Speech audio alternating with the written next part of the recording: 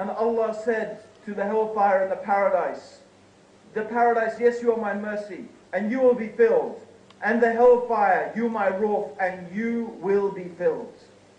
Allah subhanahu wa ta'ala, He is going to fill the paradise, and He is going to fill the hellfire. This is the fact. And the hellfire is a place of the most extreme suffering, the most extreme pain, of every level that you can imagine. Physical, mental, spiritual pain and suffering and torment. It is a place where Allah subhanahu wa ta'ala, He will burn the skins of the people, and then He will recreate their skins and burn the skins again, so that the people in there will taste the punishment. It is a place of heat, a place of pain, a place of suffering. The people will cry in agony for water. They will cry for a drink, something to cool them, and they will be given a water. They will be given a drink, but it is a boiling water that will scald their faces and burn their insides. And they will drink from a river that is made from the pus that flows out of the wombs of the people of the hellfire. The wombs of the people of the hellfire will ooze pus, and this pus will gather together to form a river, and this is all they will have to drink. And their food will be the tree of Zakum, a tree the fruits of which are like the heads of devils. And this tree is so bitter that if the people, when they try to eat it, they can't eat it, but they will force themselves, because there is nothing else to eat in the hellfire. A place where the people will neither live nor will they die. A place where the people will fall into despair, arguing with each other, admonishing each other, criticizing each other. The fire will surround them on every place.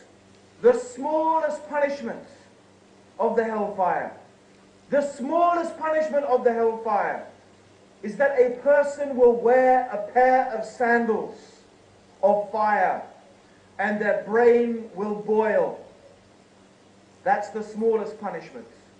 And they will think that they have the worst punishment, but it is the least punishment. This is the hellfire. This is the hellfire.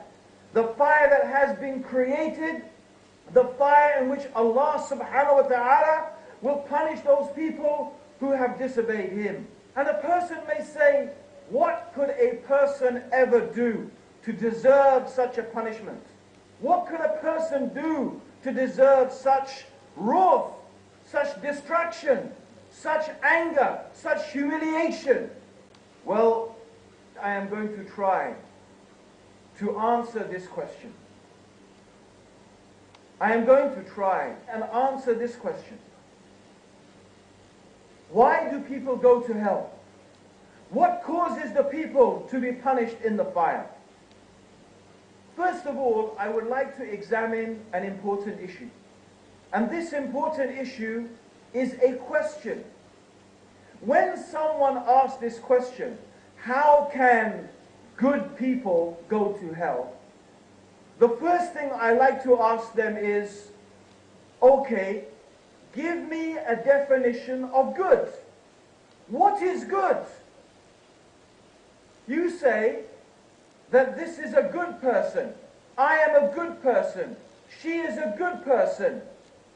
But what is good? What makes something good and what makes something evil? You see, the problem is this. The definition of good and evil very often changes from people to people and place to place. What may be good for me may not be good for you. What I consider to be good, you may consider to be evil. Let me give you some examples of this. Maybe there is a country in the world that is running out of oil. And it is good for them to invade another country in order to have access to their oil supplies. Now this invasion and this robbing that country of their oil is good for the invading country. But is it good for the other country who is being invaded and who is having their oil stolen? No, it is not good, is it? So one person's definition of what is good is another person's understanding of what is evil. I don't know if any of you remember, for example, the war that happened in the former Yugoslavia, where a state separated itself called Bosnia. And this state, Bosnia, was attacked by the Serbs. The leader of the Serbs, his name was Slobodan Milosevic. He is a wanted war criminal for raping, murdering, and massacring Muslims. Yet until today, amongst the Serbs, I have seen pictures of Slobodan Milosevic with a halo and wings like an angel. A halo, which is a sign of a holy person, and wings like an angel. They think he is a hero, a man who is responsible for raping and murdering and torturing thousands of human beings. One person's definition of a good person is another person's definition of an evil person. This is the problem. And then who defines what is good? You see, most people, you will find most people, they have an idea. Everybody has an idea of what they think is good and what they think is evil, what they think is right and what they think is wrong, what they imagine is the right way to behave and what they imagine is the wrong way to behave. Everybody has these ideas. But the question is this: where do they get these ideas from?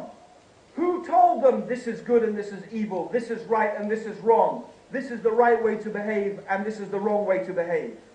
Most people, they just follow the pattern of their society.